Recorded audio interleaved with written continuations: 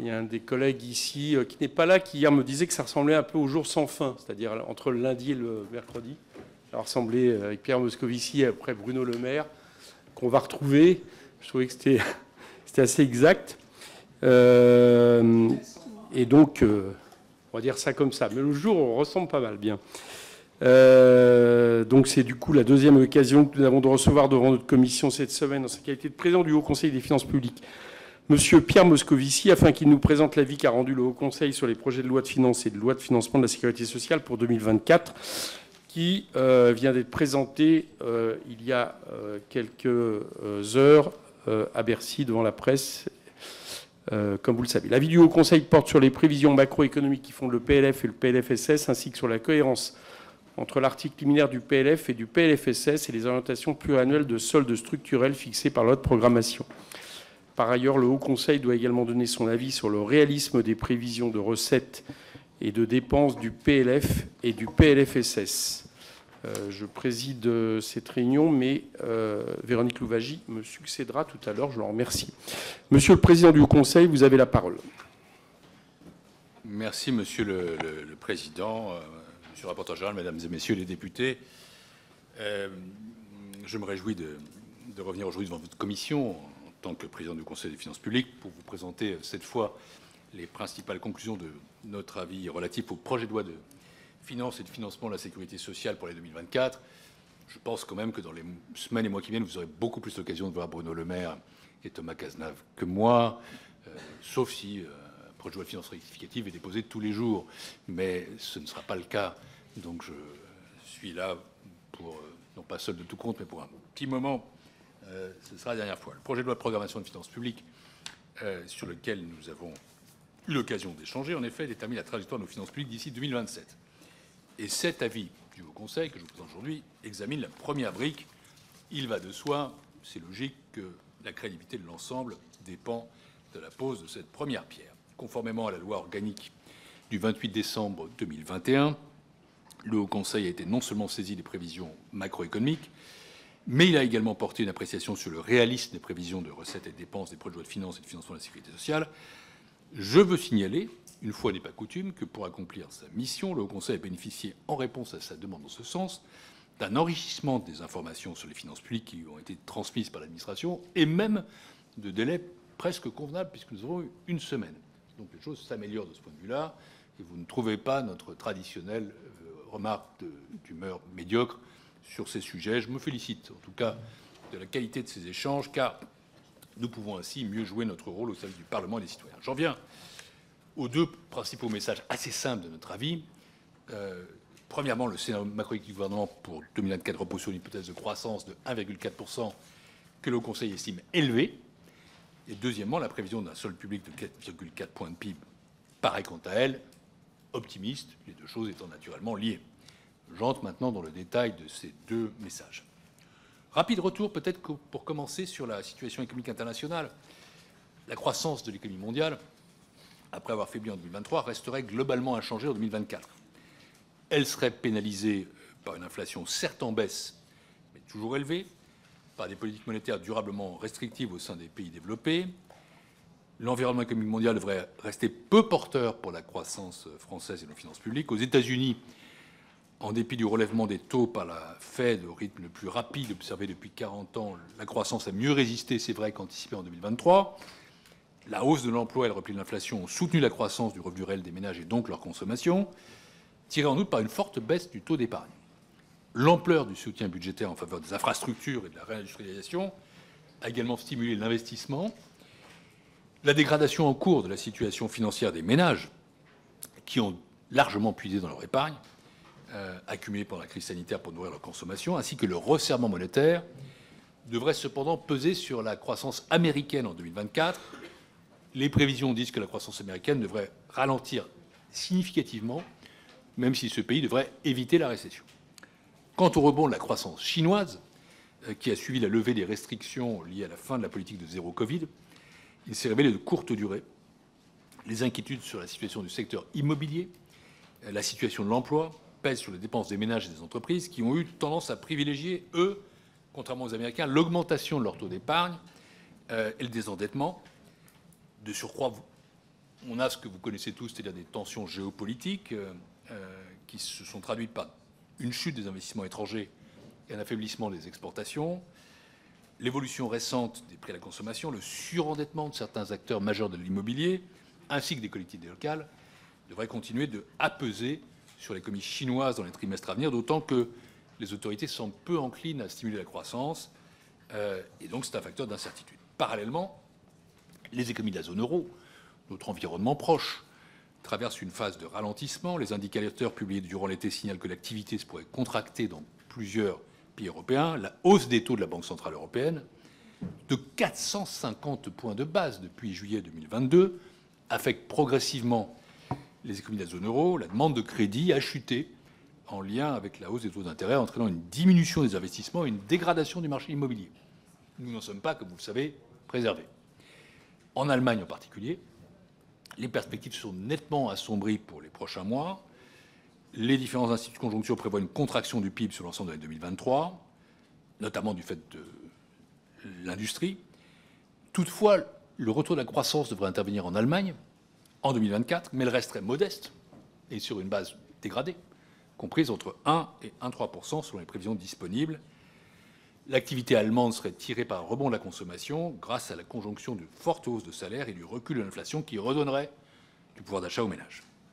Bien sûr, les prévisions que je donne sont marquées par beaucoup d'incertitudes, les tensions géopolitiques, la poursuite du conflit en Ukraine.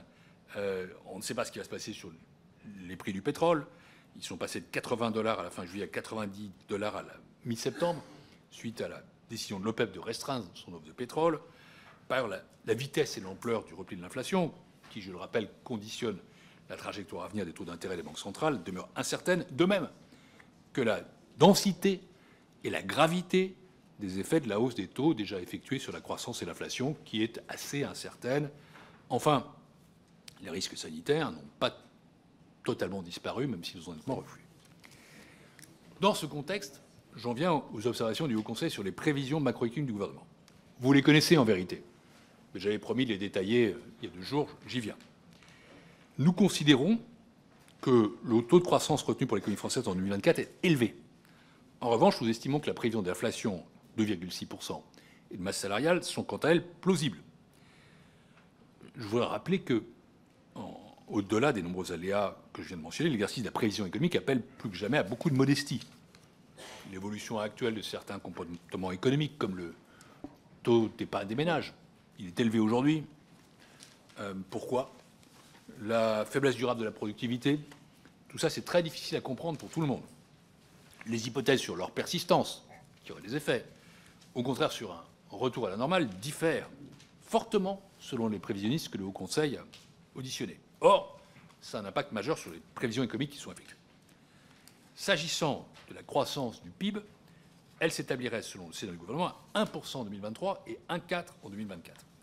Pour 2023, vous savez que l'activité économique au 2e trimestre en France, en hausse de 0,5 en rythme trimestriel, a été plus soutenue qu'anticipé, beaucoup plus soutenue qu'anticipé, portant l'acquis de croissance à 0,8 à la fin du 1er semestre. Disons que l'économie française, depuis, semble être entrée dans une phase de ralentissement. Le resserrement de la politique monétaire commence à se faire sentir, au-delà du secteur immobilier, qui, comme vous le savez, d'ores et déjà est très fortement affecté. Les informations conjoncturelles disponibles sur le 3e trimestre montrent un fléchissement des anticipations des chefs d'entreprise et une confiance des ménages qui peinent à se redresser. La prévision du gouvernement d'une croissance de 1% en 2023, équivalente par exemple à celle de la Commission européenne, reste cependant plausible, car une croissance trimestrielle légèrement positive sur les 2 derniers trimestres est suffisante pour l'atteindre. En revanche, pour 2024, la prévision du gouvernement s'écarte nettement de celle des autres instituts de prévision.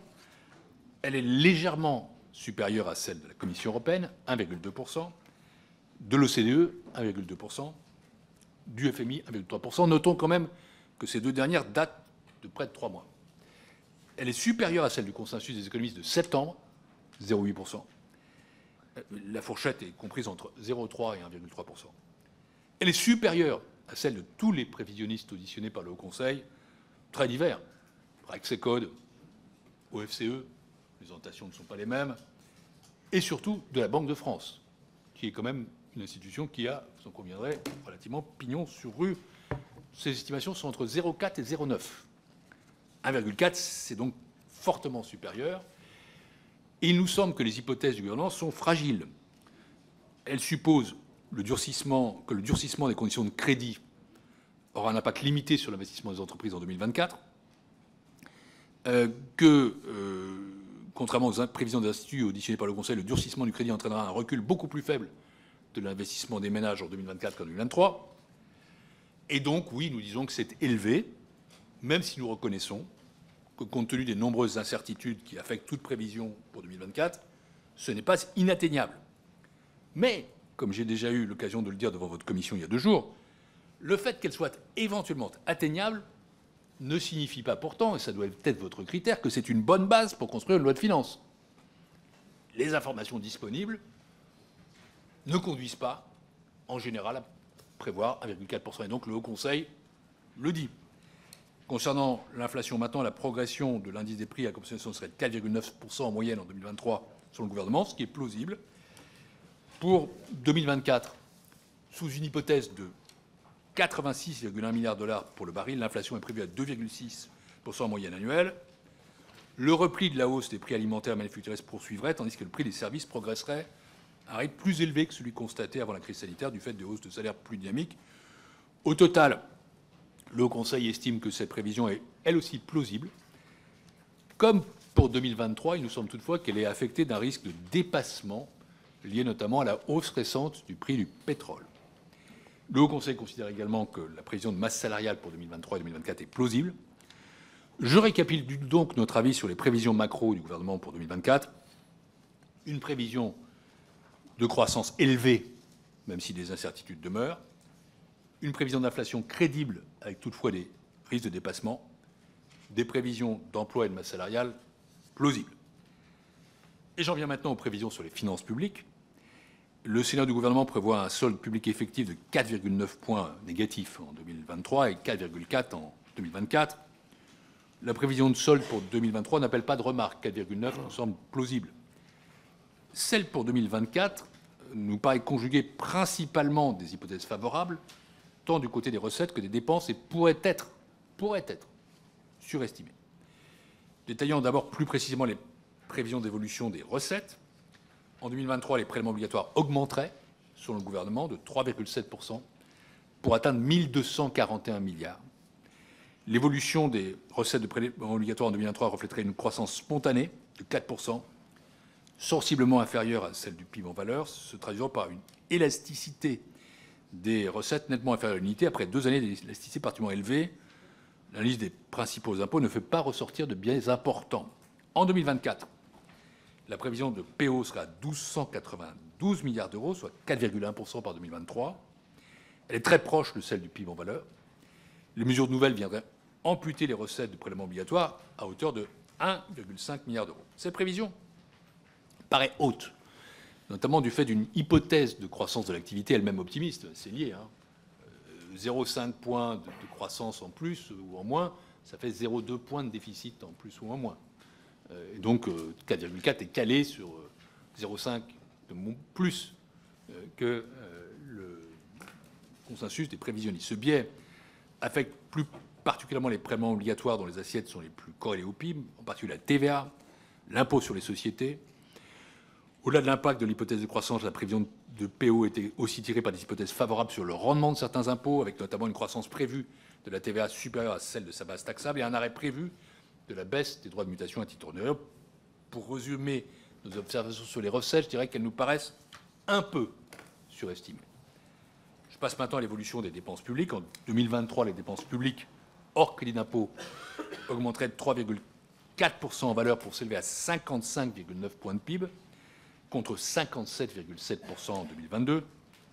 En volume, elles reflueraient de 1,3%, ce qui résulte de la quasi-extinction des dépenses liées à la crise sanitaire. Cette fois-ci, le quoi qu'il en coûte, enfin, serait fini.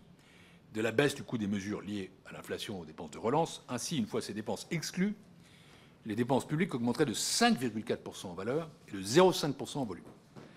En 2024, les dépenses augmenteraient de 3% en valeur et de 0,5% en volume. La progression serait cependant nettement plus sensible Une fois neutralisées les mesures exceptionnelles de soutien, elle atteindrait 4,8% en valeur et 2,2% en volume. Il convient de noter qu'en 2024, le poids des dépenses publiques dans le PIB serait encore supérieur de 1,5 point à ce qu'il était avant la crise sanitaire, 55,3 contre 53,8 en 2019. J'aimerais souligner ici que sur le nouveau champ dit périmètre des dépenses de l'État, la très forte réduction du coût des mesures de soutien face à la hausse des prix de l'énergie serait presque compensée par la hausse résultant des priorités gouvernementales. Les politiques en faveur de la transition énergétique ou écologique augmentent de 7 milliards d'euros. Les mesures d'attractivité pour l'éducation nationale, plus 3,1 milliards d'euros. Les politiques sectorielles qui font l'objet de crédits supplémentaires inscrits dans une loi de programmation, défense, justice, recherche et intérieur. Enfin, la charge des intérêts de l'État augmenterait en 2024 par rapport à 2023 de près de 10 milliards d'euros en comptabilité nationale. Cette prévision de hausse des dépenses publiques est sujette, selon nous, à plusieurs facteurs de dépassement. D'abord, le coût du bouclier tarifaire sur les prix de l'électricité maintenu en 2024 est fortement dépendant des prix à venir sur les marchés de gros, et son coût paraît faible au vu des prix observés au cours des derniers mois. D'autre part, le gouvernement prévoit un net ralentissement des dépenses de santé sous Ondam, 3,2% après 4,8%, ce qui suppose un infléchissement de la tendance spontanée des soins de ville, qui semble optimiste, et un volet d'économie de 3,5 milliards d'euros, qui est costaud. Un tel montant d'économie a déjà été atteint par le passé, mais il paraît sensible ou complexe à réaliser dans un contexte de tension, notamment dans le secteur hospitalier et sur l'offre de médicaments. Par conséquent, les dépenses publiques pourraient s'avérer plus élevées que prévu, notamment s'agissant du coût des dispositifs énergétiques et des dépenses de santé. Au total, il ressort de cette analyse par le Conseil des recettes et des dépenses, ce qui est notre rôle, que la prévision de dépenses publiques qui vous sera présentée pour 2024, 4,4, n'est pas inatteignable, là encore, mais elle est optimiste. Enfin, j'en termine par là où je l'ai fait sur la LPFP. Concernant la dette publique, le ratio de dette publique diminuerait de 2 points en 2023 à 109,7 points de PIB, grâce à une croissance du PIB en valeur forte de 6%. Il ne baisserait plus en 2024. La croissance du PIB en valeur serait encore forte, mais retrouverait une valeur plus proche des évolutions des 20 dernières années. Je conclus en disant que 2024 serait une année charnière pour nos finances publiques. Notre déficit public demeure toujours sensiblement supérieur à la limite de 3 points de PIB prévue par les règles du pacte de stabilité. Il se ralentit lentement. Or, comme vous le savez, la Commission a annoncé que la clause dérogatoire générale activée en 2020 ayant conduit à une suspension de facto des règles applicables devrait être désactivée à la fin de l'année 2023. La Commission a indiqué qu'elle ouvrirait le cas échéant des procédures pour déficit excessif dès le printemps 2024. Et par conséquent, les lois de finances et de financement de la sécurité sociale pour 2024 sont importantes, sont scrutées, parce que ce sont la première étape qui doit conduire au respect de nos engagements européens. Je redis ici que je souhaite, pour ma part, que ces règles soient réformées d'ici à la fin de l'année. Force est de constater que le gouvernement prévoit une progression sensible des dépenses publiques en 2024, malgré une sortie des crises sanitaires et énergétiques et l'extinction des mesures de soutien qu'elles ont suscitées. Les dépenses continueront à augmenter, davantage que le recommandait l'Union européenne dans le cadre du semestre européen en juin dernier. Dans un contexte où la forte progression de la charge d'intérêt continue à accroître les dépenses, le projet de loi de finances, enfin, contient peu de mesures d'économie structurelle. Pourtant, 2023 a été le premier millésime des revues de dépenses organisées pour cette année, que je salue d'ailleurs, et le projet de loi prévoit une quasi-stabilité du taux de PO. Il en résulte une simple stabilité du ratio de dette prévu, alors même que la France voit sa position d'endettement relatif au sein de la zone euro se dégrader au cours des dernières années. Je ne relis pas ce que je vous ai déjà dit. Depuis 2020, même avant, le Conseil attire l'attention sur le risque de la dette. Ce n'est plus un risque. 31 milliards de charges de la dette annuelle en 2021, 57 cette année, 84 en 2027. Ce sont les chiffres du gouvernement. Un quasi-triplement. Ça devient le poste budgétaire progressivement, c'est pas que budgétaire, mais c'est supérieur au poste budgétaire le plus élevé de l'État. C'est pourquoi le Conseil continue, mesdames et messieurs les députés, c'est son rôle, à appeler à la plus grande vigilance quant à la soutenabilité à moyen terme de nos finances publiques. Voilà quelques réflexions rapides. J'espère, je souhaitais vous présenter, je suis à votre disposition pour répondre à vos questions. Merci, Monsieur le Président. Quelques réactions et questions. Je m'absenterai, mais j'écouterai votre réponse, bien évidemment, par vidéo. Bon, déjà, premier constat, vous le dites de nouveau, vous estimez que la prévision de croissance pour 2024 reste élevée, même si elle a été baissée récemment par le gouvernement de 1,6 à 1,4.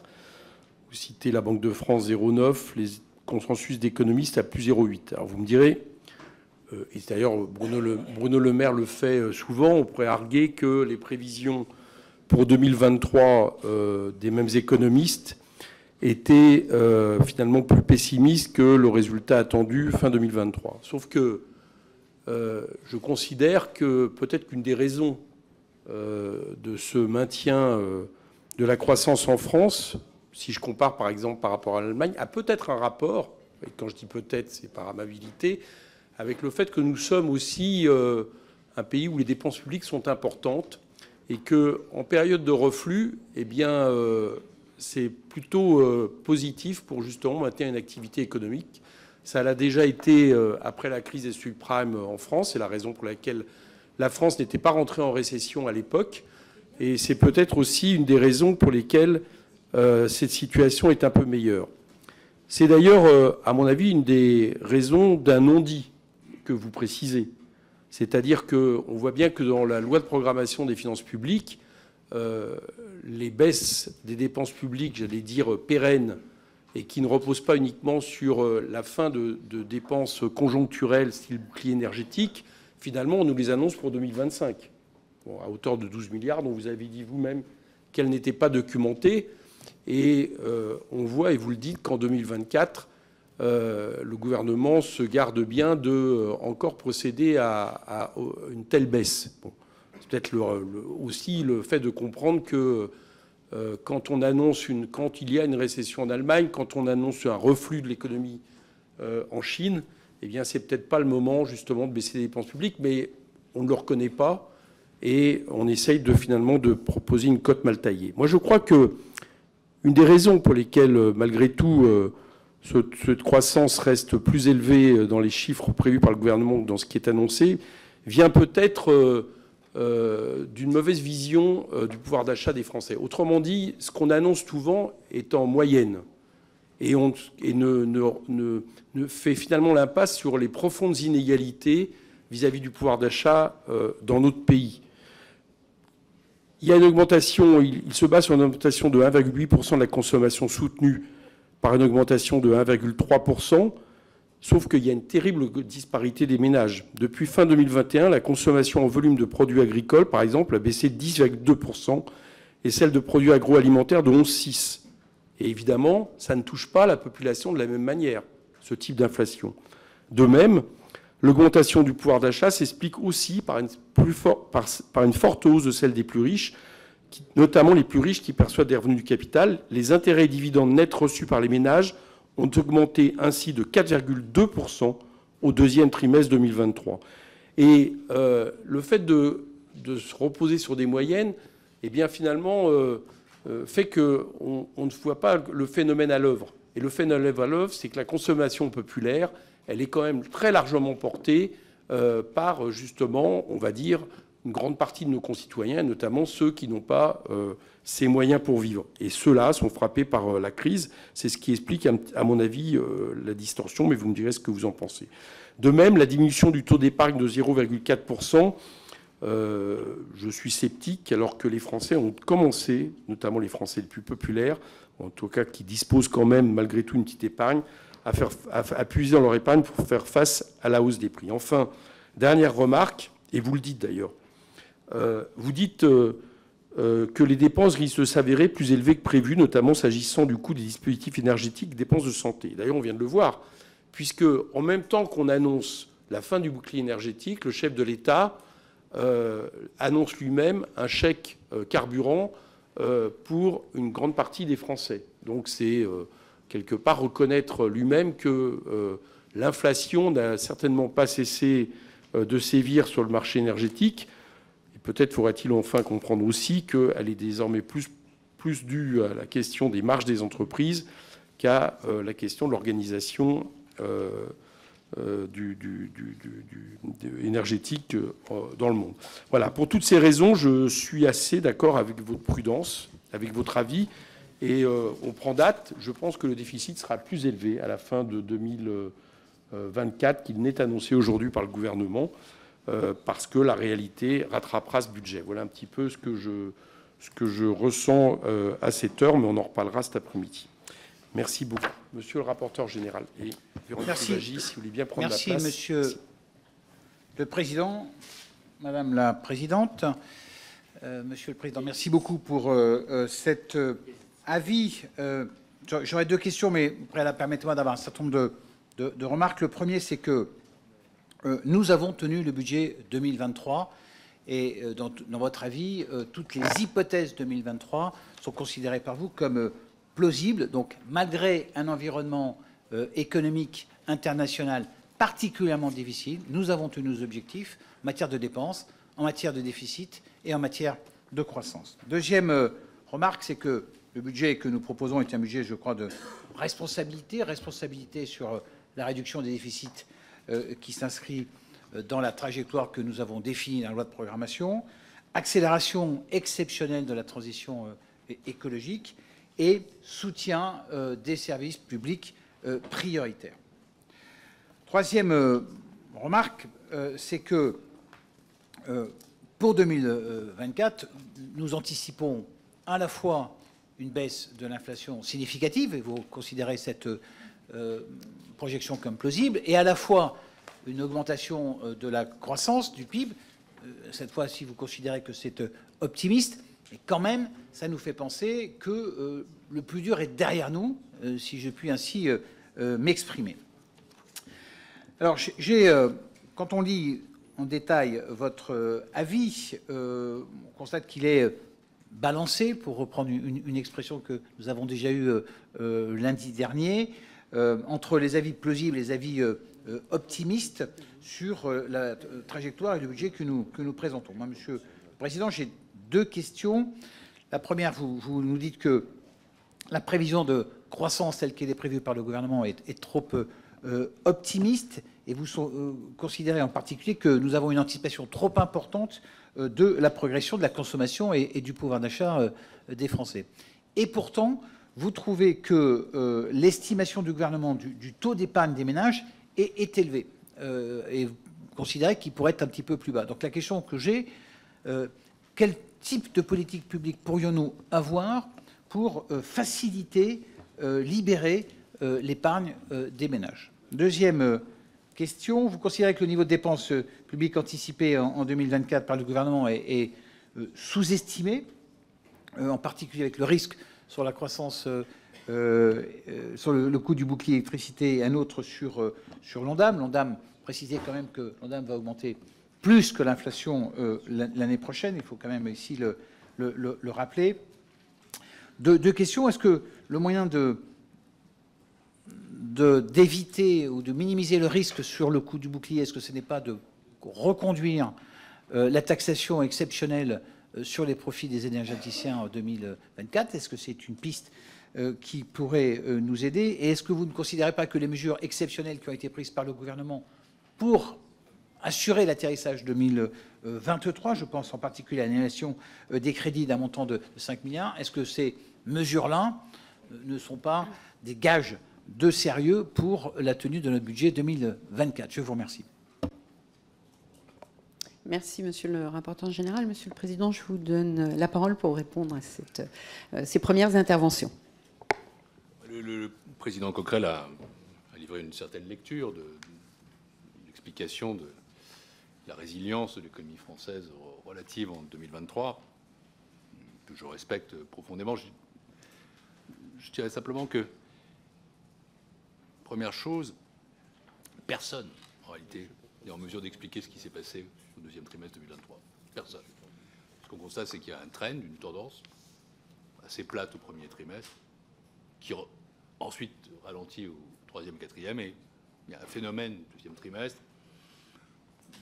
dont se livrer une interprétation générale et systémique me paraît, pour ma part, audacieux. Je ne m'en sens pas capable, pour être tout à fait franc. Je voudrais quand même, par rapport aux remarque qu'a fait Éric Coquerel, souligner que les mesures de soutien ont certes contribué à préserver le pouvoir d'achat des ménages, mais que la consommation des ménages, qui a reculé en 2023 de 0,2, n'a pas été le moteur de la croissance, qui a plutôt reposé sur l'investissement et les exportations. Et donc peut-être y a-t-il un phénomène exportation. Alors, certains parlent de bateaux de croisière. En tout cas, il y a quelque chose qui s'est passé, qui est un isolat à ce moment-là. La France a été en tout cas, et c'est peut-être une conséquence structurelle, moins handicapée que l'Allemagne par son exposition au gaz russe et aux marchés mondiaux. Et donc tout ça ne me paraît pas en lien direct avec la dépense. Il y a toujours de bons motifs pour ne pas toucher à la dépense, mais nous sommes restés quand même en croissance positive. J'ajoute enfin que, assimiler plus ou moins implicitement les choix qui seraient faits cette année à l'austérité n'aurait pas grand sens. Je rappelle que notre pays n'a pas voté un budget en équilibre depuis 50 ans et que, nonobstant les choix qui sont faits, la dépense continuera de croître. C'est le cas dans la plupart des départements ministériels.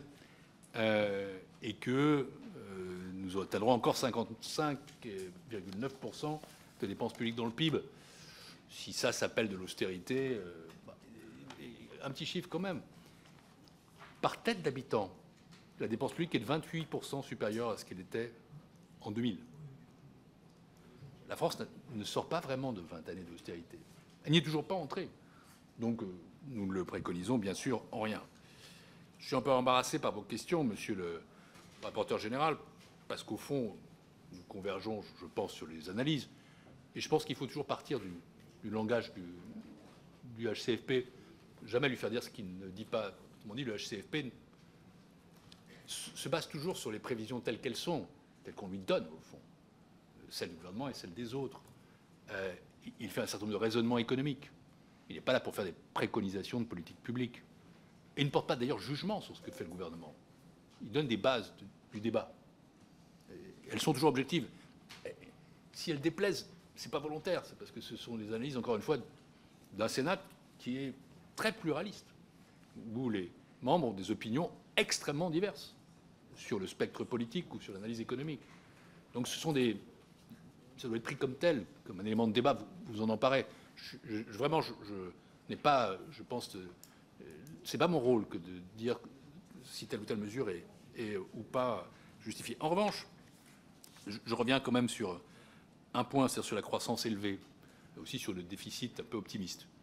D'abord, nous disons que la croissance, la présente croissance est élevée, elle l'est. Encore une fois, on part de l'idée qu'un budget doit être basé sur une prévision à l'instant T, en fonction des données dont on dispose et des analyses des uns et des autres. C'est plus élevé que le consensus, c'est plus élevé que la Banque de France, c'est élevé. C'est plus élevé que tout le monde, en réalité. Ça, c'est un fait. Il arrive que ce soit démenti. Ça a été le cas en 2023. Ce n'est pas pour autant que la prévision, elle, est erronée. Après, on constate que les résultats sont meilleurs que prévu. Je le souhaite à nouveau pour 2024. Après, on discute sur les mécanismes économiques. Et là, ce qui nous fait penser que c'est élevé, c'est pas seulement c'est plus élevé que les autres, c'est que pour la totalité des postes de demande, consommation, investissement, exportation, le gouvernement est plus optimiste que les organismes auditionnés par le Haut Conseil, qu'il suppose notamment que le durcissement des conditions de crédit, ça c'est le point central, a produit l'essentiel de sévère, en particulier sur l'investissement des ménages, ce qui est une hypothèse favorable. Et de ce point de vue-là, je ne sais pas ce qu'il faut faire pour faire baisser l'épargne, mais ce que nous disons, je ne sais pas exactement comment c'est qu'en effet, nous sommes que l'hypothèse de baisse du taux d'épargne prévue par le gouvernement est optimiste, trop favorable, et sans être basée sur des comportements observables aujourd'hui. Donc la question à poser, c'est peut-être justement comment est-ce que vous faites. Je précise enfin, pour être tout à fait précis, quand on dit que c'est balancé, ça l'est. Nous ne disons pas que la prévision de croissance est tout insincère, irréaliste. C'est atteignable. C'est pas hors de portée. Mais pour que ça se produise, il faut vraiment que toutes les hypothèses très favorables se cumulent. Ça peut arriver. Non, mais c'est vrai. Et c'est pour ça que nous gardons de caricaturer. Nous le disons. Mais il faut quand même pas mal de... que les planètes s'alignent. Sur le déficit, en effet, nous avons estimé que, compte tenu de cela notamment, mais pas uniquement, et en déficit, et en dépenses et en recettes, c'était un peu optimiste. C'est pas non plus inatteignable. Et nous n'avons pas chiffré ce que serait le dépassement d'ailleurs. Ce serait peut-être pas considérable. Simplement, j'observerai 4,4 déjà, par rapport à nos engagements européens, c'est pas extraordinaire. C'est un ralentissement du déficit qui serait déjà assez faible. Si en plus on le dépassait, on accumulerait encore. D'où la nécessité, en effet, d'être vigilant. Voilà, c'est ça le message du CFP, ni plus ni moins. Merci beaucoup, Monsieur le Président. Donc, je vais donner la parole aux différents orateurs des groupes. Pour Renaissance, Mathieu Lefebvre. Ah, pardon. Merci Madame la Présidente. Monsieur le Président, nous avons lu avec attention l'avis du Haut Conseil des finances publiques sur le projet de loi de finances 2024 et moi j'y lis une façon de tordre le cou à de nombreuses contre-vérités qui circulent sur ce budget. D'abord, on nous dit que le budget n'est pas sérieux. Le Haut Conseil rappelle que les prévisions sont plausibles, vraisemblables, et qu'il y a également de nombreuses incertitudes dues à la situation économique, notamment l'évolution de l'inflation, qui rendent les prévisions difficiles. Donc, Bercy a travaillé rigoureusement. Deuxièmement, on nous dit que le budget est laxiste. Il y a une baisse du déficit dans ce budget, une stabilisation de la dette. La France est donc bien sur la route du rétablissement des finances publiques, un rétablissement prudent pour ne pas casser la croissance comme cela avait été le cas par le passé. On dit ensuite que ce budget incarne l'austérité ou la casse sociale. Or, les dépenses d'administration de sécurité sociale sont en hausse.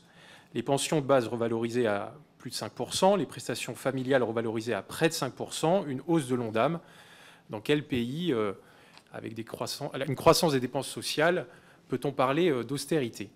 Quatrièmement, on nous dit que l'économie française s'effondre. Or, le gouvernement prévoit une croissance de 1,4% en 2024, ce qui est mieux que l'Allemagne et les États-Unis, comme c'est écrit dans l'avis.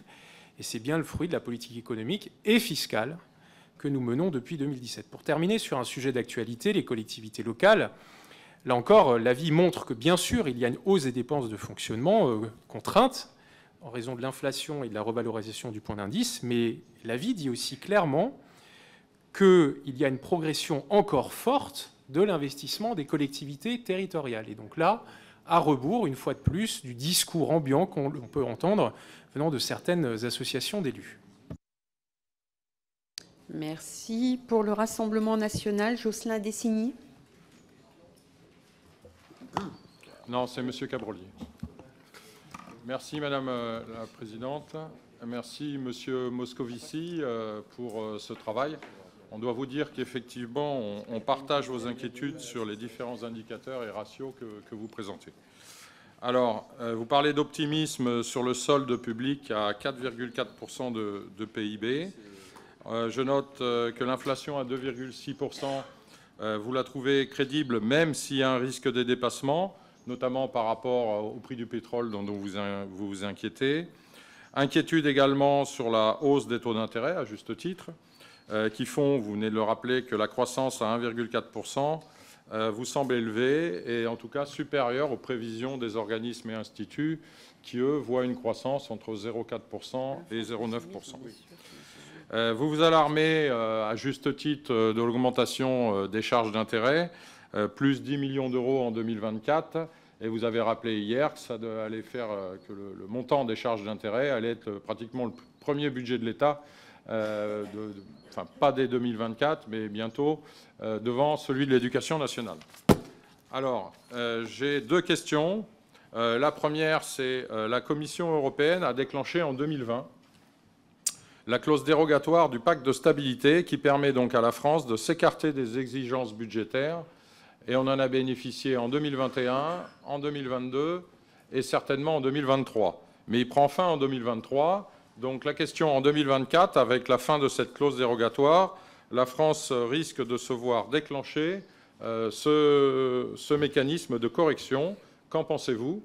Et la deuxième question concerne quelque chose dont vous ne parlez absolument pas dans votre rapport, c'est l'impact de la crise immobilière qui forcément va jouer sur le BTP, qui est très important. Donc également, que pensez-vous donc de la crise immobilière en gestation? Merci. Merci beaucoup, Monsieur Cabrolier. Pour la France insoumise, Sébastien Rome. Merci Madame la Présidente. Monsieur le Président, en fait, si je traduis ce que vous nous avez dit, le gouvernement joue un peu au 421 avec le budget 2024, donc c'est possible, mais c'est peut-être pas probable.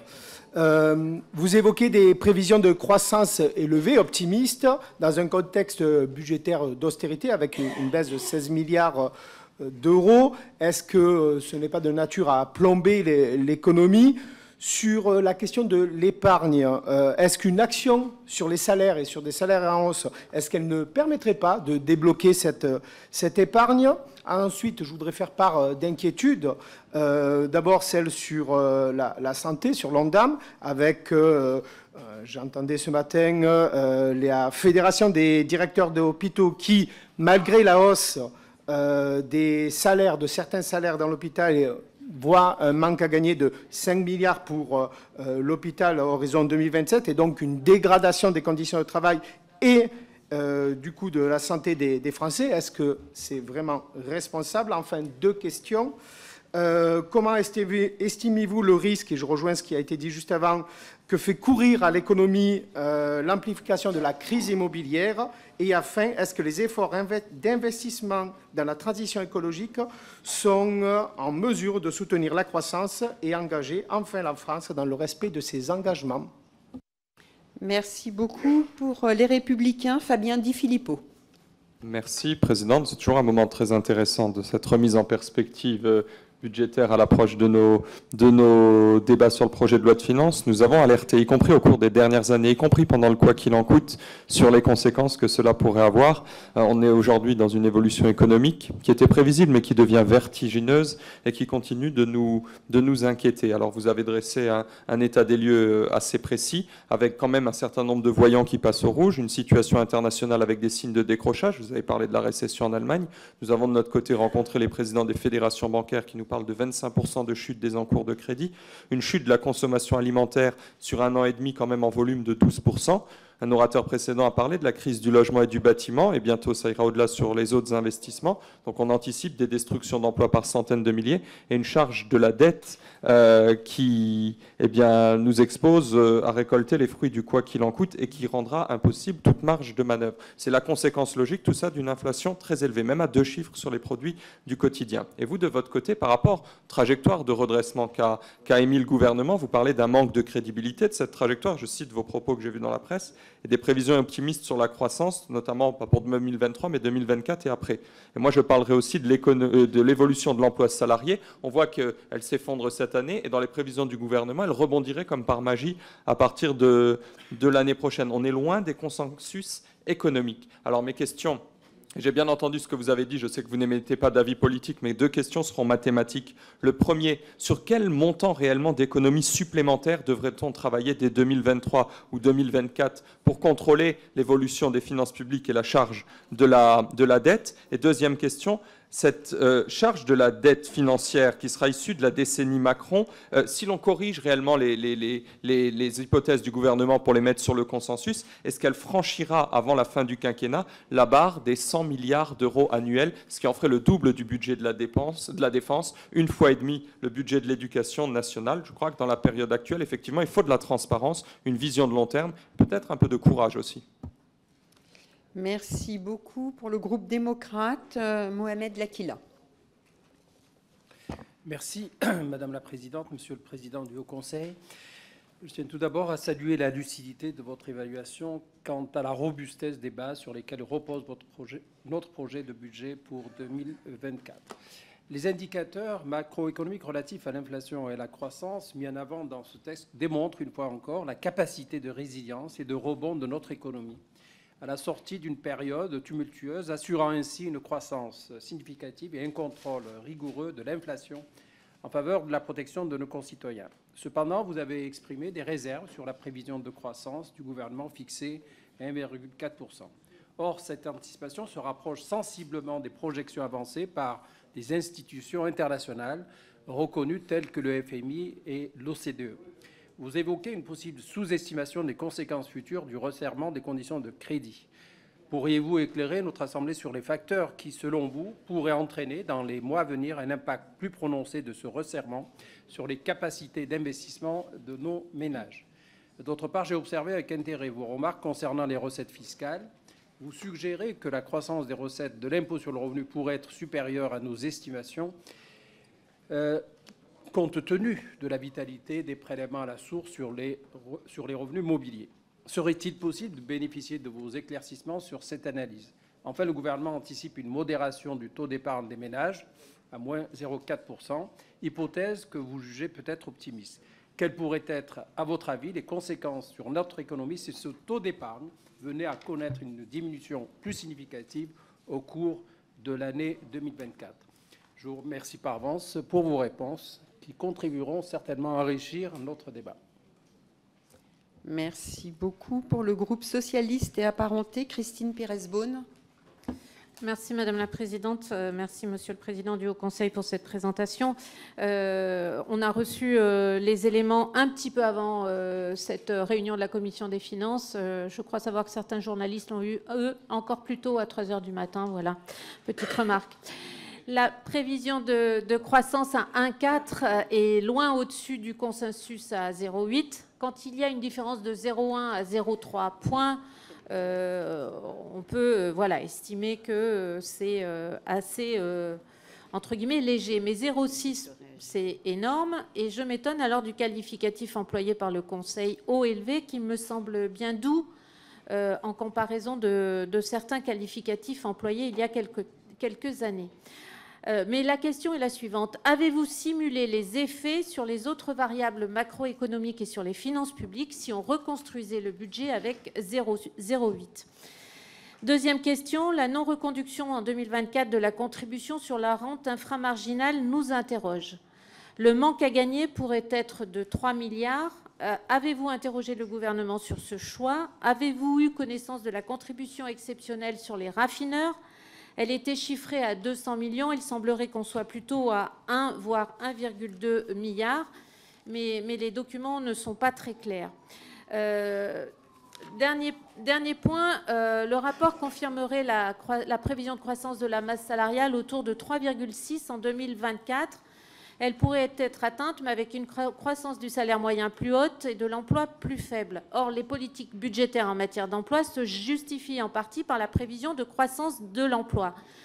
Quel regard porte le Haut Conseil sur la diminution des crédits alloués à la mission travail de 600 millions d'euros? Même chose en ce qui concerne la diminution marquée des pactes régionaux d'investissement dans lesquels l'État investissait entre 2017 et 2015 15 milliards d'euros et qui devraient chuter à 3,9 milliards. N'y a-t-il pas un risque, à la suite d'une erreur de prévision, de poursuivre à terme une politique dévastatrice pour l'emploi et par extension pour la masse salariale? Je vous remercie. Oui, merci Madame Pires-Beaune. Juste pour préciser, je pense que vous parliez de l'envoi du PLF et non pas de l'envoi de l'avis du Haut Conseil des finances. Oui, pardon, du PLF, bien voilà. sûr. Oui, excusez-moi. Juste préciser.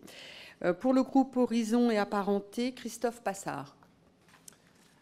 Merci Madame la Présidente. Monsieur le Président Pierre Moscovici, l'avis du Haut Conseil aux finances publiques relatif au projet de loi de finances 2024, présenté en Conseil de ministres, relève que les prévisions macroéconomiques du gouvernement sont, quoique un peu optimistes, quant au taux de 1,4% de croissance pour 2024, malgré tout plausible en ce qui concerne notre taux d'endettement.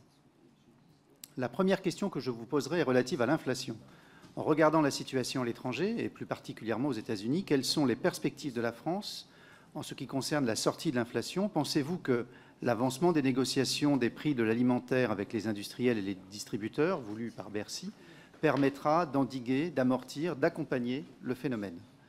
Vous appelez aussi notre vigilance quant à notre niveau de dette, qui nous prive de marge de manœuvre suffisante pour faire face à des chocs macroéconomiques d'envergure ou à une crise comme nous avons pu en rencontrer en 2020 avec la Covid. Or, nous sommes ici tous dans l'attente d'une réévaluation de la situation économique de la France par les agences de notation qui arrivera courant octobre, soit en pleine discussion du projet de loi de finances. Puisqu'en matière budgétaire, il vaut mieux préparer le pire pour attendre le meilleur, je souhaiterais vous demander quelles seraient les conséquences, selon vous, d'une dégradation de la note de la France, d'une part pour nos prévisions macroéconomiques et donc d'autre part pour le contenu et les enjeux du PLF qui nous sera présenté. Je vous remercie. Merci beaucoup. Pour les écologistes, Christine Arrigui. Oui, merci Madame la Présidente. Monsieur le Président, le Haut Conseil se montre très prudent sur les projections gouvernementales. La prévision de croissance du gouvernement pour l'année 2024 vous semble élevée par rapport au consensus des économistes et d'autres organismes, et vous soulignez également un optimisme marqué du gouvernement sur tous les postes de demande, y compris de consommation et d'investissement. S'agissant de la dette publique, vous rappelez l'importance de sa soutenabilité à moyen terme pour faire face à d'éventuels chocs économiques ou financiers, ainsi qu'aux, je cite, « besoins élevés d'investissement public, en particulier pour la transition écologique ». Alors notre position rejoint la vôtre, Monsieur le Président, celle des écologistes qui est claire. Il nous faut des moyens supplémentaires, notamment pour le financement de la transition écologique, 13,9 milliards d'euros supplémentaires dès le projet de loi de finances 2024 pour les transports, la rénovation thermique des bâtiments, les énergies renouvelables, l'agriculture. J'ai donc quelques questions à vous poser. Votre avis sur les dépenses et la dette publique prend-il suffisamment en compte les avantages économiques, je dis bien économiques, puisque les écologiques sont évidents, les avantages économiques potentiels de la transition écologique sur nos finances publiques, notamment en termes de création d'emplois, de croissance et de résilience économique. Deuxième question, comment garantir la crédibilité et l'attractivité de la France tout en retardant les investissements essentiels pour l'avenir? N'est-ce pas un risque que nous ne pouvons pas nous permettre de prendre face à l'urgence climatique? Quelle appréciation juridique et comptable faites-vous de l'augmentation sous-entendue du budget vert de 33 à 40 milliards, soutenue par la majorité et le Président de la République? Lors de la première lecture, quatrième question, lors de la première lecture de la loi de programmation des finances publiques, le Haut Conseil avait soulevé dans son avis une insuffisance d'augmentation de la lutte contre la fraude en ces mots. L'effort de maîtrise de la dépense et la hausse prévue de certaines recettes inscrits dans la loi de programmation ne sont que partiellement documentés. La situation avec la loi de finances 2024 vous semble-t-elle avoir évolué? Et le Haut Conseil peut-il faire un suivi de son avis sur ce point en particulier? Et que pensez-vous enfin des propositions visant à renforcer durablement les effectifs, réellement, et certains moyens juridiques français et européens, douane, DGFiP, URSSAF, pour lutter contre les fraudes? Je vous remercie. Merci beaucoup. Pour la gauche démocrate et républicaine, je ne vois personne. Pour Liberté, Indépendants, Outre-mer et Territoires, Charles de Courson. Président, merci pour cet avis copieux. Alors j'ai 6 questions très rapides. Vous signalez, page 19, que la réforme des retraites en 2024 coûte aux finances publiques 2,2 milliards de dépenses supplémentaires pour 2 milliards d'économies. Mais est-ce que dans ces chiffres que vous indiquez, vous avez tenu compte de l'incidence sur l'UNEDIC et les finances départementales, essentiellement le RSA? Deuxième question, vous signalez que le déficit structurel dans les prévisions gouvernementales ne baisse en 2024 que de 0,4 points du PIB, alors que l'Union européenne, dans le pacte de stabilité, demandait à tous ceux qui étaient au-dessus de 60% de PIB de dette publique de le porter à 0,5. Donc, est-ce que pour vous, il y a un risque que la France fasse l'objet d'une procédure pour déficit excessif? Pourriez-vous nous éclairer sur l'hypothèse gouvernementale de baisse du taux d'épargne, qui est très élevé? Est-ce que ceci est crédible, à votre avis, à travers les indicateurs qualitatifs? Quatrième question, la baisse de la productivité. Vous avez fait un développement très intéressant de comparer l'évolution de la productivité du travail en France et dans les autres pays européens, qui montre l'anomalie française. Comment vous interprétez cela et est-ce qu'il n'y a pas un risque pour l'emploi, c'est-à-dire un redressement de la productivité? Parce qu'on ne voit pas comment la productivité pourrait continuer à baisser. Et puis 2 dernières questions. Sur l'incidence du prix du baril de pétrole, puisqu'il est actuellement plus élevé que celle des prévisions gouvernementales, quelle est la sensibilité notamment de la croissance et de l'indice des prix? Et puis, dernière question troublante. Vous signalez que la croissance de la TVA est supérieure à celle de sa base taxable. Donc, comment peut s'expliquer un tel phénomène? Ou est-ce que c'est tout simplement parce qu'il n'y a plus que 100 milliards de TVA sur le budget de l'État, alors que son produit est de 200 milliards, et que donc c'est la sécurité sociale et les collectivités territoriales qui en prennent une part croissante? Merci beaucoup, Monsieur le Président. Je vous donne la parole suite à ces différentes interventions des orateurs de groupe.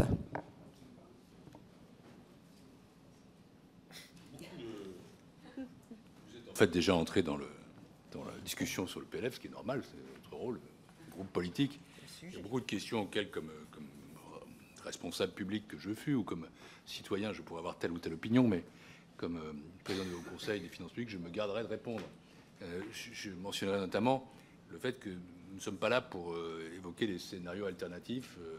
Nous saurions faire, mais ce n'est pas dans notre mission, et donc nous ne le faisons pas. Simplement, peut-être quelques remarques générales. D'abord sur l'inflation, pour rappeler simplement que nous avons jugé que la prévision d'inflation du gouvernement était plausible, avec des rythmes de dépassement, notamment liés à l'évolution récente du prix du baril. La prévision d'inflation du gouvernement est basée sur un prix du baril légèrement inférieur à ce qu'il est aujourd'hui. Donc, il y a une incertitude très forte. Aussi, ça suppose qu'il y ait une régulation sur le prix alimentaire. C'est en cours. Jusqu'où il y aura cela, ça reste à préciser. Sur le taux d'épargne, ça, c'est une donnée qui, en effet, est vue comme en baisse par le gouvernement. Il faudra poser la question au ministre. Nous avons estimé que nous ne savions pas l'expliquer. Et donc, dès lors, ça nous paraissait plutôt quelque chose de favorable. Sur la productivité, il y a quelques explications possibles. L'effet de l'apprentissage, la rétention de main-d'œuvre dans l'énergie, une hausse de la productivité serait peut-être à court terme défavorable à l'emploi, mais favorable à la croissance à long terme et donc aux finances publiques, ce qui serait une bonne chose. Sur les 16 milliards, monsieur le député, comme politique d'austérité, non, dans la mesure où ces 16 milliards, en réalité, sont pour l'essentiel non structurels et reposent sur le retrait de dispositifs qui eux-mêmes sont liés à l'évolution des prix de l'énergie. Donc ce n'est pas quelque chose qui a un impact sur la croissance. Sur les retraites, je vous invite à demander directement au gouvernement le calcul de ce coût de 2,2 milliards d'euros. À ma connaissance, il n'inclut pas les effets de la réforme sur les retraites, sur le RSA en particulier. Voilà pour quelques remarques générales, en ajoutant que la lutte contre la fraude, qui a été mentionnée, ne figure plus dans les mesures évoquées par le gouvernement en 2024 comme pour la suite. Et donc, ce n'est pas un facteur d'ajustement des finances publiques dans les documents du gouvernement tels qu'ils sont, mais là aussi, ça mérite peut-être de poser la question. Un ordre de grandeur, quand même, je ne vais pas parler sur l'alternative, mais il y a des calculs de points de table qu'on peut faire. Si nous étions sur 0,8 points de croissance, ça représenterait 0,3 points de déficit supplémentaire. Et donc, quand nous disons que la prévision est élevée, ce n'est pas sans impact, bien sûr, sur le déficit. Ça veut dire que si on est sur 0,9 ou 0,8, il faut trouver 0,3 points de PIB supplémentaires. Et donc, ça renvoie soit à des hausses de prélèvements, soit à des baisses supplémentaires de dépenses, soit une augmentation du déficit à 4,7, qui, pour le coup, serait vraiment très élevé au regard de nos engagements européens et poserait des problèmes pour la trajectoire future. Donc, voilà. Une fois dit cela, un de vous a dit que le gouvernement jouait avec 421. Ce n'est pas notre sentiment. Nous avons le sentiment qu'il y a un pari derrière tout ça, d'un certain nombre de comportements économiques vertueux qui aboutissent à une prévision élevée, que l'observation et les prévisions aujourd'hui ne laissent pas en effet présager comme probable, mais qui ne sont pas impossibles. Et on vous objectera, bien sûr, les résultats de l'an dernier, qui, à notre sens, ne sont pas totalement expliqués, et ne sont pas forcément reproductibles, mais c'est à vous ensuite d'avoir ce débat avec le gouvernement sur ce pari. Sur la compatibilité du PLF 2024 avec les règles européennes, la Commission européenne a annoncé que la clause dérogatoire générale du pacte de stabilité serait désactivée à la fin de l'année 2023. Elle a été activée en 2020. Elle a conduit à une suspension de facto des règles applicables. La Commission a indiqué qu'elle ouvrirait des procédures pour déficit excessif dès le printemps 2024 sur la base des résultats de 2023. Et comme vous savez, en 2023 et 2024, le solde public demeure sensiblement supérieur à la limite des 3 points de PIB. L'amélioration du solde structurel, quant à elle, demeure inférieure, et elle également sensiblement aux exigences du volet préventif du pacte de stabilité et de croissance. Et de surcroît, les dépenses continuent à progresser sensiblement en 2024, davantage que recommandé par l'Union européenne. Conclusion, je préfère nettement que les règles soient réformées et qu'on ait une appréciation plus en tendance et nationale des profils de dette publique. Je dis toutefois que ça signifie aussi que notre position relative au sein de la zone euro ne s'améliore pas, euphémisme, et que, à notre sens, un effort plus grand serait nécessaire. Pour ce qui est de l'impact de la crise immobilière, plusieurs d'entre vous l'ont évoqué, l'avis aussi, par ses conséquences sur l'investissement des ménages, en baisse en 2023 et 2024, baisse sous-estimée à notre sens en 2024 par le gouvernement, et par les recettes de DMTO en chute de près de 20% en 2023, stable dans la prévision du gouvernement en 2024, ce qui paraît optimiste, souhaitable, mais optimiste. Donc oui, là, l'ampleur de la crise immobilière, assurément, peut jouer un rôle sur la suite. Quant à l'investissement écologique, les 7 milliards de dépenses supplémentaires dans le budget 2024 sont prévus. L'impact sur la croissance, il est incertain, si on suit le rapport Pisani-Ferry-Mafous, qui ne dit pas que c'est forcément positif pour la croissance. Il est pris en compte dans la trajectoire du gouvernement, mais attention aux effets indirects de la dépense publique sur la dette et sur la charge d'intérêt. Tout cela doit être apprécié. Et je redis que le rapport Pisani-Ferry-Mafous considère que l'impact de la transition écologique pourrait être plutôt défavorable à court terme à la croissance, ou c'est l'investissement qui aussi coûte. Voilà, je crois que j'ai à peu près fait le tour des questions qui m'ont été posées, questions nouvelles. Le reste, encore une fois, soit j'ai déjà donné la réponse, soit j'estime qu'il n'est pas de mon rôle de m'engager dans un débat politique qui est clairement, en revanche, dans votre mission. Ni de commenter les opinions des uns et des autres, puisqu'il n'y a pas toujours eu des questions. Très bien.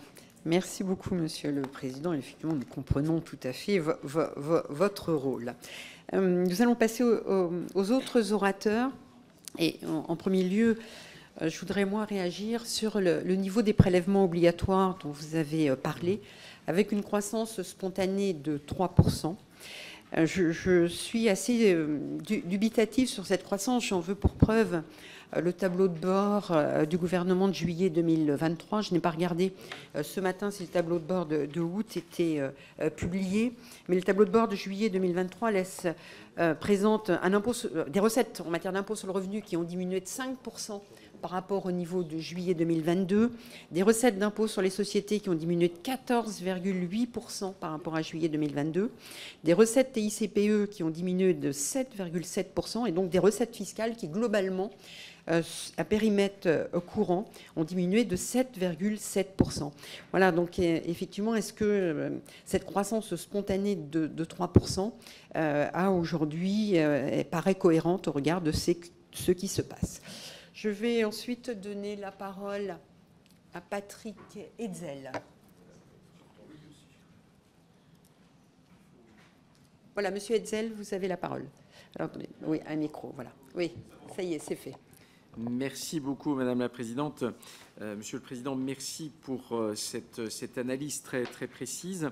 Vous avez, il y a quelques instants, mentionné le fait que la Commission, et vous connaissez bien cette institution, avait annoncé que la clause en fait dérogatoire du pacte de stabilité et de croissance serait désactivée à la fin de l'année 2023.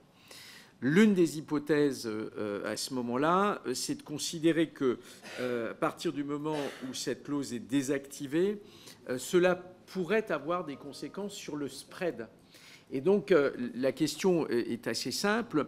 Est-ce que, du côté du Haut Conseil des finances publiques, vous avez un petit peu regardé cette situation-là, puisque, en réalité, vu les finances publiques françaises, on pourrait quand même se retrouver avec un spread qui augmente, c'est-à-dire des taux d'intérêt qui seraient plus importants pour la France que pour d'autres pays de l'Union européenne, ce qui en réalité pourrait enclencher une spirale problématique pour le pays. Donc voilà, ma question porte là-dessus. Quelle incidence potentielle sur le spread? Est-ce que le Haut Conseil des finances publiques s'est intéressé à cette question pour 2024, évidemment? Je vous remercie.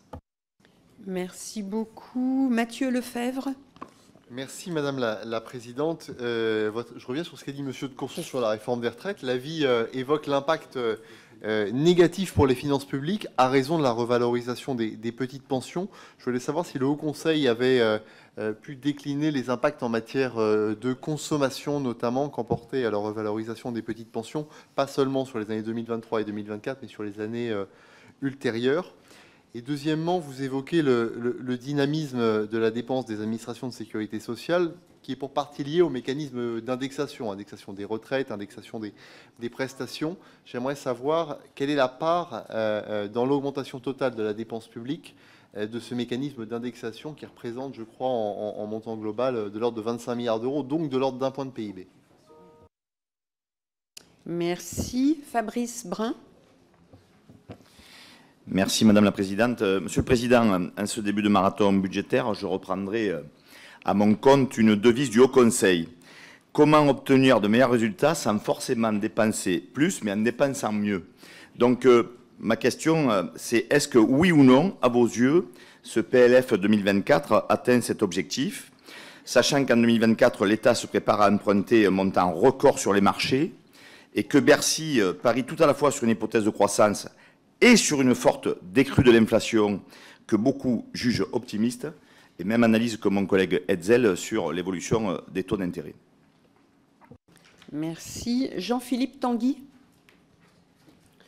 Merci Madame la Présidente. Monsieur le Président, première chose, je suis désolé, on est plusieurs à ne pas avoir compris votre réponse sur le mécanisme de correction européen.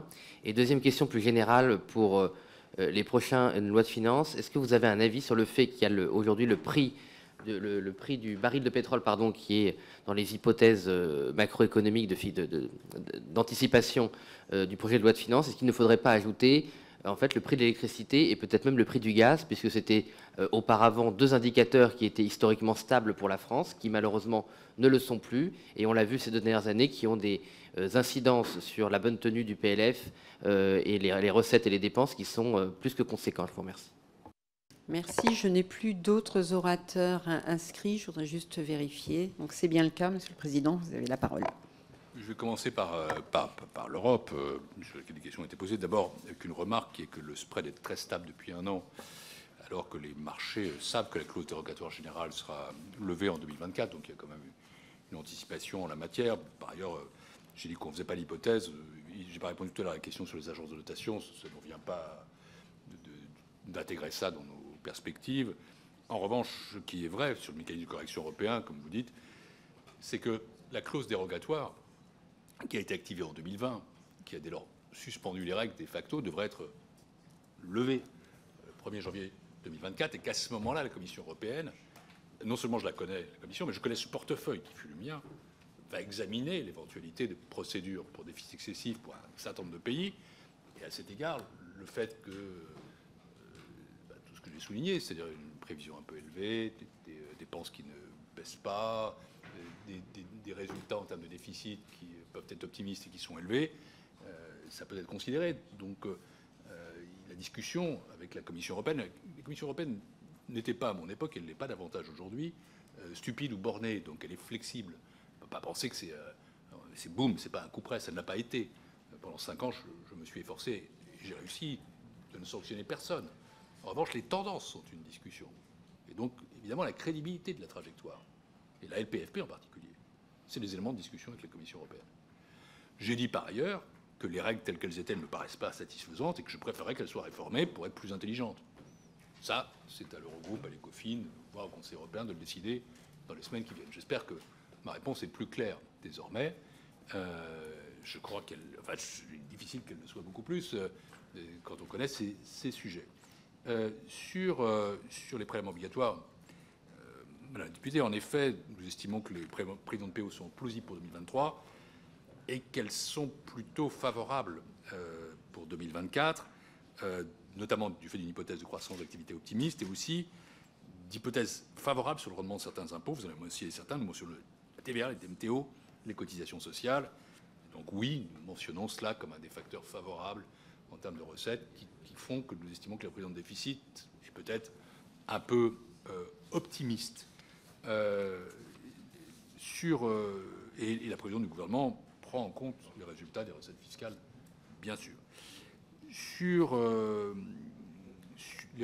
crois que les questions de M. Lefebvre sont adressées plus directement au gouvernement qu'à nous, qui pourra détailler ses propres hypothèses, davantage que nous n'avons le moyen de le faire. Question de M. Brun, je n'arrive plus à me relire.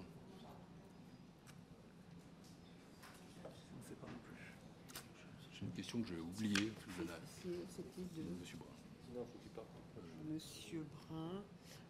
Monsieur Brun, est-ce que vous pouvez juste rappeler la question, parce que le président voudrait vous répondre. Oui. Oui, merci, Monsieur le Président. Je reprenais à mon compte votre devise. Comment obtenir de meilleurs résultats sans forcément dépenser plus, mais en dépensant mieux. Est-ce que l'objectif est atteint avec ce PLF, Monsieur le Président? Oui, non.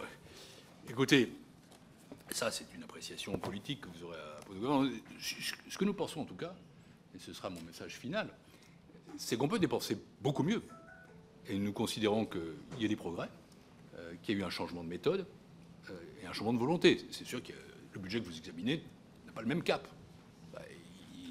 On finit enfin, quoi qu'il en coûte, ça fait longtemps que nous l'appelons de nos voeux, et il y a une volonté d'équilibrer les choses avec des dépenses qui sont comme une dépense de 16 milliards. Nous constatons que ces dépenses sont plus liées au retrait de certains dispositifs qu'à des dépenses structurelles.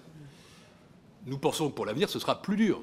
Je ne sais plus lequel d'entre vous a dit le pire est derrière nous. Bon, en termes budgétaires, en tout cas, le plus difficile est devant nous.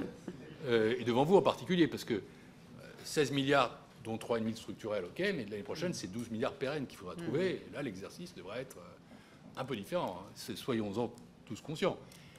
Et ce que je dis, c'est que là, effectivement, la devise du Haut Conseil et de la Cour des comptes, c'est-à-dire dépenser mieux, une meilleure qualité de dépenses publiques. Les revues de dépenses publiques, je les ai saluées. Je pense qu'elles se tiennent encore, pour le moment, un peu en vase clos, entre certaines inspections et certaines administrations. Et je pense qu'elles ne prennent pas en compte la totalité de la dépense, et il faudra aller beaucoup plus loin, c'est-à-dire prendre en compte investissement et fonctionnement, toutes les dépenses, État, colloque, sécurité sociale, avoir un débat sur le sujet qui soit beaucoup plus ouvert et démocratique, qui inclut le Parlement, et peut-être des institutions comme la Cour des comptes qui y est bien sûr disposée, et enfin que ce soit fait dans la durée, et pas réservé à une saison particulière, la saison budgétaire, parce que quand il s'agit de retrouver 12 milliards d'euros pérennes par an, il faut quand même changer de braquet et changer de méthode. Je ne sais pas si ça répond à votre question. Donc voilà, on a fait les efforts cette année, il y a un changement de cap, il y a un début d'orientation de méthode que je salue. Il faut aller, à notre sens, et au mien en particulier, beaucoup plus loin. Sur ce, je vous souhaite une discussion budgétaire qui sera passionnante, à n'en pas douter, et que j'espère fructueuse, en rappelant mon message qui est que nous avons besoin d'une loi de programmation de finances publiques.